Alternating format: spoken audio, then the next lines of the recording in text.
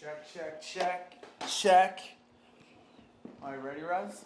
I'm going to start it off. Check you out, dude. Does that look cool? No, dude. Not at all.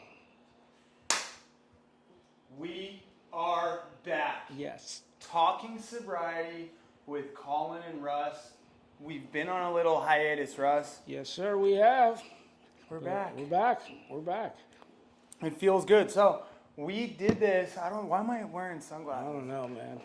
Rockwell, big sponsor of me and the podcast. Thank you for the coolest glasses ever. Anyways, we did this for, when did we start? 2000? Dude, I don't know, 4 or 5 years? 2017, I think. Yeah. 2017, I went to rehab. In 2012, I got out. And then me and Russ started linking up. And then I wanted to do just something on YouTube because I was so pumped on sobriety just to give back. Tell other people my journey, just give people hope, because I see so much stuff on social media, and I like maybe using my name, what I did in my career as a washed up freestyle motocross rider. Maybe I can help others change their life with drugs and alcohol. Right. Then a lot of things happened. I relapsed, Russ. A lot. And it took a lot for me to be open about this. But I relapsed, and my ego was so big, and I wasn't really putting in work into recovery how you should be doing it. I was just doing stuff like this, just brag about my sobriety. You could do it yourself. Yeah, it was all ego. Ego took me down every time, so we continued doing this. I didn't tell Russ I relapsed. I had relationship problems with an ex. A lot of crazy stuff happened in my life. And I eventually got my 4th DUI, where I was trying to get off opiates, took a piece of a Xanax, and I was laced with fentanyl, got my 4th DUI, and went back to rehab. I got back out, I got into another. I was pretty much doing everything I should. They taught me not to do, pretty much, like everything, and I was not putting in work in myself, wasn't doing the steps, didn't have a sponsor. I was trying to do it on my own.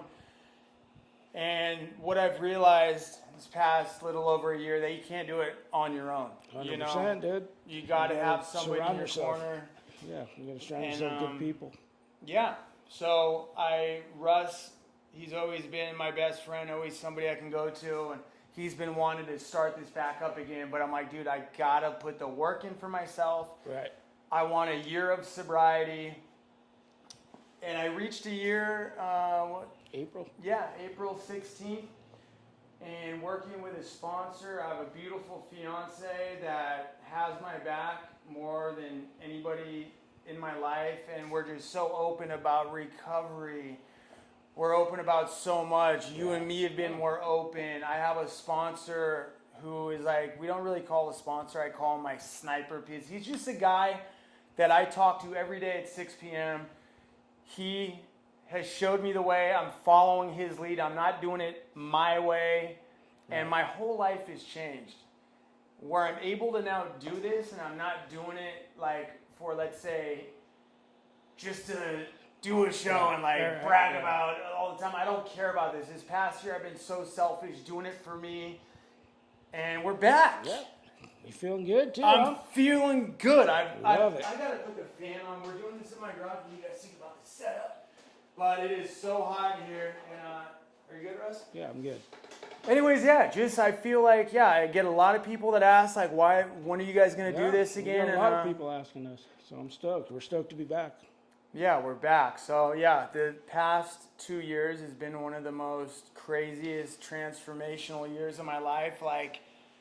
And I think in recovery, Russ, it's so important that you can't have an ego. You can't do it on your own. No, 100% you can't. And you have to have the right people in your life.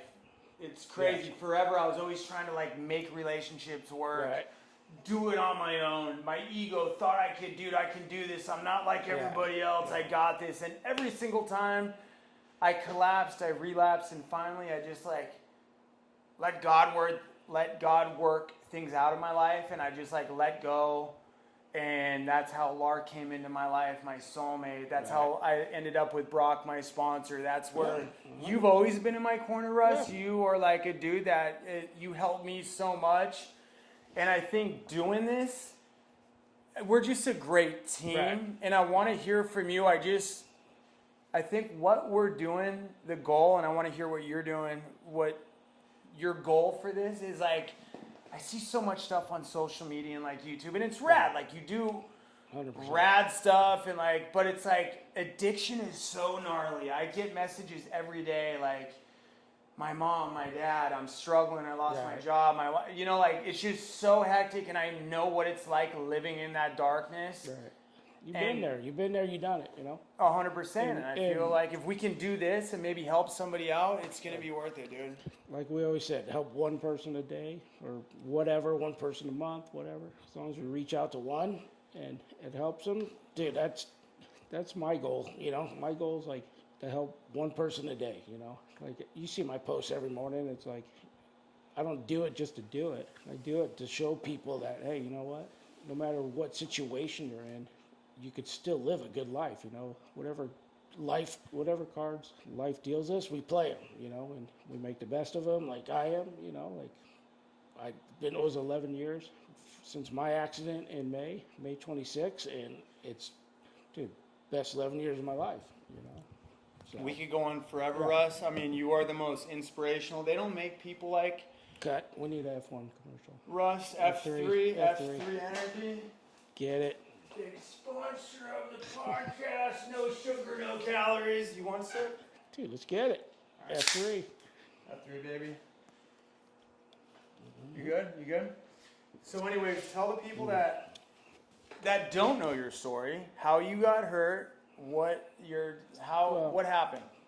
May 26, 2013, I was out in Lake Havasu, and I dove off the back of the boat, forgot we're in shallow water, hit the bottom, broke my C4, C5 vertebrae in my neck, and became instantly paralyzed from the neck down, and ventilator dependent, and spent 7 weeks in ICU in Vegas, flew to Colorado, spent 3 months there, and rehab, trying to get some motor function back in my limbs, and then came home in October of 2013, and that's when stuff got real for me. It's when everything set in, because when I was at rehab, I was so busy every day doing physical therapy, occupational therapy, speech therapy, all this stuff, Monday through Friday, 8 o'clock in the morning to 5 at night, therapy. And then when I got home was when it's like I had nothing but me time in my bed, in my room. So it's like shit hit the fan. I was like, whoa, dude. Like I don't have like nurses at my beck and call, any of that shit, So that's when I kind of went down the dark hole of depression, for the first, 3-4 months after I came home. So that was tough, and How did you bounce back from that? I just had to figure it out, like I had to figure out like laying in bed crying every day, feeling sorry for myself wasn't me, so I didn't like that feeling. I didn't like being mad or depressed or not wanting to be around anyone. So I just had to tell myself like, hey dude, this is your new life, accept it and move on.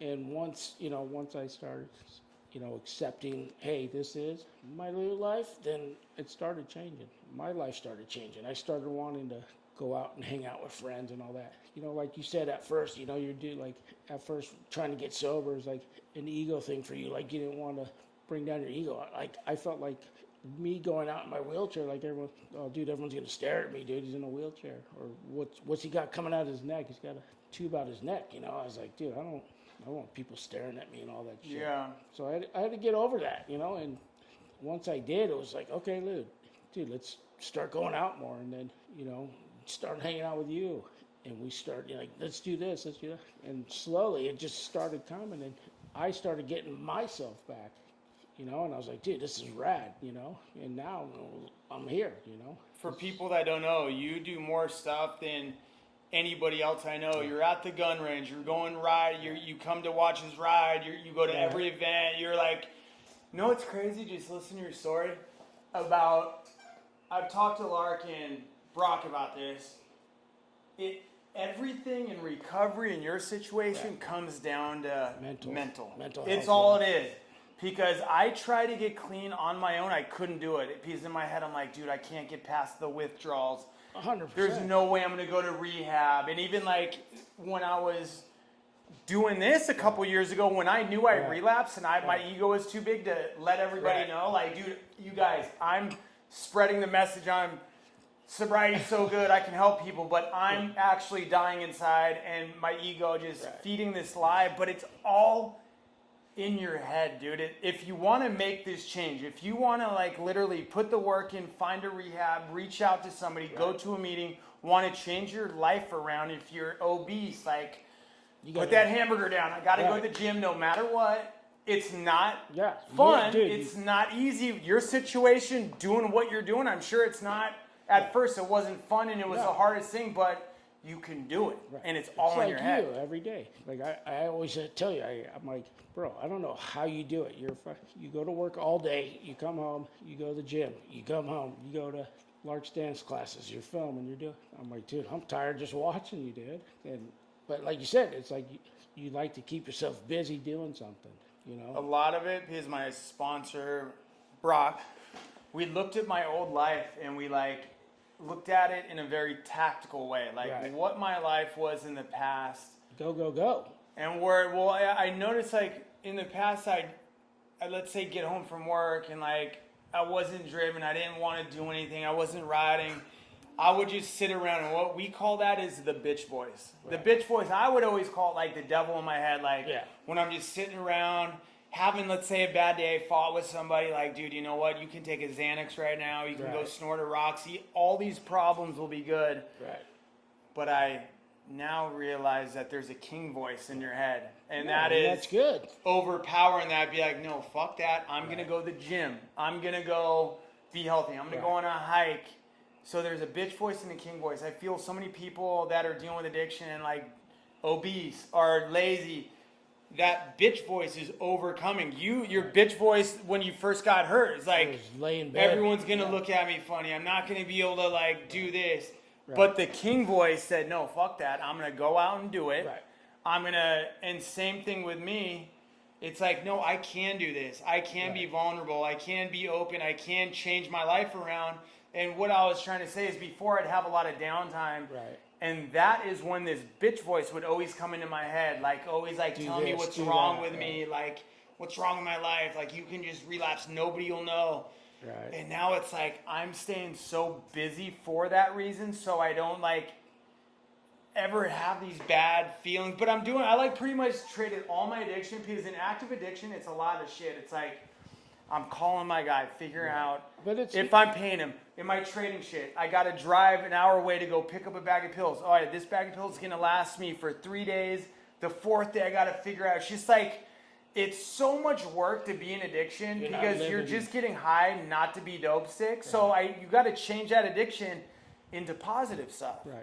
You know, you got to change your addiction, because if you just stop doing drugs, you're not trying to figure out where you're going to get your next fix from or whatever, you know. You got to stay active and you got to change your whole life around. So it changed my whole life, dude. I'm staying busy, active, and you got to do that. Same thing with you. It's pivoting your life. Okay. Life threw you a curveball. What are you going to do with it? You had to change. You make the best of it. You know? Yeah. You had to kill that bitch voice in your head and be like, dude, I'm gonna go out. I'm gonna make the best out of this. I feel nowadays there's so many people that they go on Instagram, they see what everybody else has. Why can't I be like this? You know what I mean? It's like, no, like just get out there and do it. And yeah, life is hard. What was the hardest thing for you that you like really had to get over and really had to kill that bitch voice, but you didn't think you could do it? Like, do you have downtimes? Me and Jordan, we talk about this a lot. Like, dude, you have to have down times. And for people that don't know, this guy's always positive. He's always like, let's go do something. So people out there, if you're dealing with addiction, you're in a hole, you don't know how you can get back out, you know, we have the choice to work with a sponsor, go to meetings, go to rehab, put the work in, change your life around. I feel like I'm worth $100 million. My life is so good. And you don't have that choice to go to rehab, work No. with a sponsor, put the I work had in, to and then figure you're out going to go myself. walk. You don't have that. Right. You know, I think the biggest thing was just accepting it. You know, accepting like, hey, this is your new life. You know, if you ever get any movement back, cool. But if I don't, like, I'm fine with that. You know, Yeah. I've told you this, like, from the get-go, like, I've told you this. Like, no matter what happens, I'm fine with it.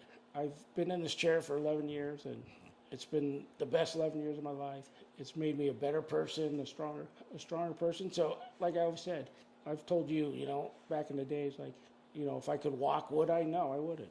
You know, I wouldn't be who I am without this wheelchair. You know, I wouldn't be the strong person, the caring, kind person I am now, you know, because if I was still walking, you know, I wouldn't even met the people I've met or dealt with, you know, and being in this wheelchair is just, you know, it's the path that was chosen for me, you know, and I accept it, and it's fine. Powerful, dude. It is, That you got you know? the choice, and you hear so many times, like, I used to say that, you know, like, Right. I think a lot of people do. If I ever get paralyzed, I'd rather die, you know, Yeah, like, yeah. but 100%. Like, looking no at one you, thought- it's like, no, dude, like, there's life out there, and with anything in life throws so many curveballs, Yeah. and it's about just like figuring out, pivoting, Right. figuring out like, how am I gonna get over this obstacle? life's not gonna stop because I'm in a wheelchair. You know, 100%. I got to keep going. So 100%. you know, and it's back to surrounding myself with great people. You know, like without you or Jordan or all my friends, dude. Every single one of my friends has been such a big part of where I am today. You Having a team. 100%, dude. Yeah. That's another thing I realized with my sponsors, like in recovery, for those people out there that might be dealing with addiction, or you want to change your life around, but you just can't figure it out. A lot of people out there might be even looking at this and what maybe I'm doing and like, dude, this guy's a joke. He's like always does it. He always like promotes sobriety, says he's sober, and then like the next video I see, he's relapsed again, Right. you know, and I get that. My story is different. Right. One day I'll tell my whole story, because what you see on these, what you see on social media, there's a whole lot of other shit. Same thing with everybody. You're not going You to don't know post the whole all the story, bad right. shit and all the stuff that did happen, but my story isn't one sobriety day. It took me 3 times going to rehab. This is the first time in my journey since I've tried to get clean and sober, since 2012, that this past year I feel like I'm done. I've never had that feeling Right. like where I'm just done, but I'm not gonna. That's my ego. Right. Not gonna be like, I got this. You know. Yeah. But I'm doing things different, No, dude. that's Like, good, dude. Like, bro, like back in the days before this, you know, your 1 year, like you would always tell us, yeah, I'm good, and fucking like we'd be like, you're good, you're clean, yeah. You were like so professional at lying to us or hiding it from us, you know. And I would like, we'd know, like, yeah, he's on it, but you know what, he's not telling us, you know. But which is fine. That was, you know, you weren't ready to become clean. You know, I wasn't and ready, and there there's was a lot of stuff in my life. You know, some stuff. Yeah. But that's what I've also realized. It doesn't matter, because a lot of crazy stuff that people don't know happened in my life. And I would always tell myself, if anyone ever had to deal with like what I went through, Right. they'd relapse too, whatever. No, I can't blame it on what That, happened, right. you know? But this time I didn't have a tactical plan. I didn't have the tools. What am I going to do when life throws a curveball? What am I going to do? Deal with it. You know, now it's like I am so ready. I have a game plan, Right. 1, 2, 3, 4, and 5. You know, Which I is got good. my sponsor. I'm so open with Lark. Talking Even with Brock. friends, I feel like you're even more open with us now, you know. Oh, open. That's a big thing. And that's what I think I was trying to say. You got to be honest and open, but you need to do this at least with one person. You got to have a team in your corner. Like me and Lark, my fiance, we check in every day. Yeah. She's so into recovery. We're going to get her on, because her story Cool. is like, she's not an addict, but Right. like she's dealt with it her whole Right. life, and her story is so crazy. But she's my biggest rock supporter. We talk about my sobriety. How am I feeling? You know, Right. like I talk to my sponsor every day at 6. Some days I might be like, hey, yeah, everything's good. Right. But I know if I'm having a trigger in my life where I feel like I might want to relapse, I got him. I got you. What do I you got do, a couple though? other Like, techniques. What do you do at that point? Like when you feel that trigger coming? Like, There's a couple things, like, honestly, I've had two, like, kind of maybe, let's say, shitty times. Just normal days where, like, I got triggered this past year. For me, because not all the time, in the 12 steps, like, we'll go to meeting. But in reality, when something bad happens, you're not going to be like, well, let me go see where the next meeting is. Let me drive 30 minutes. By that time, it takes 10 seconds to, like, make that phone call. So what I've realized is, like... just a phone call? Like, hey, like, I'm feeling it. Let me call my sponsor. Well, I was saying a phone call to, like, a drug dealer. Like, I'm doing other things not to do that. Right. But... what I've realized is these triggers in your head only last 15 seconds. Right. That's it. It's what like a I bad do, day, dude. I tell people, like, don't let, like, a bad day, like, if you're having a bad day, don't let it ruin your whole day. Let it ruin 10 minutes. Yeah, I know, but when you're in, like, addiction as an addict, like, if you have a bad time, it could take, like, you're literally living second to second, minute to minute, because if something bad happens in the past, I'd call my guy, dude, fuck this. Right. Let me get some Xanax, Norcos, whatever it may be. I'm going to kill what I'm dealing with because I don't want to face it. Done. What I realized, a trigger only lasts 15 seconds. So what I've done that's killed that bitch voice in my head, that thought of, like, I want to go relapse, fuck it. Breathing technique. 5, 4, 3, 2, 1. I do a breathing technique. I want to talk about this in another episode. Another one is 5, 4, 3, 2, 1. When I'm having, like, shitty day or, like, whatever, I feel like I'm triggered. Like in the past, I'd relapse. Look around, I look at 5 things. Just look at 5 things. But in my head, I see a light, I see a fan, I see you, I see, okay. Cool. Now it's you, touch 4 things. Touch 4 things. Then you smell 3 things. And you're doing all this. It sounds weird. Then you feel 2 things, and then you taste. What do you taste?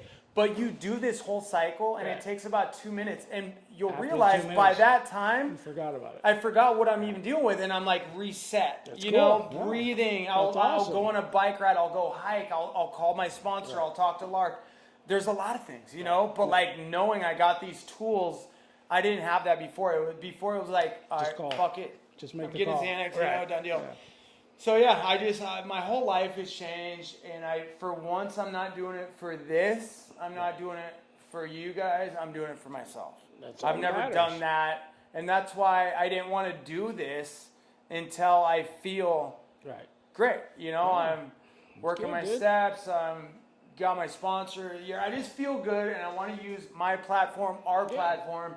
If one person out there, if there's one person out there that might be dealing, they could watch this and be like, dude, these guys can do it. Maybe I can pick up a phone and, like, see where the next meeting is, be open with somebody else. Because I know before I even knew what sobriety was, in 2012, I picked up the Heroin Diaries, Nikki Sixx.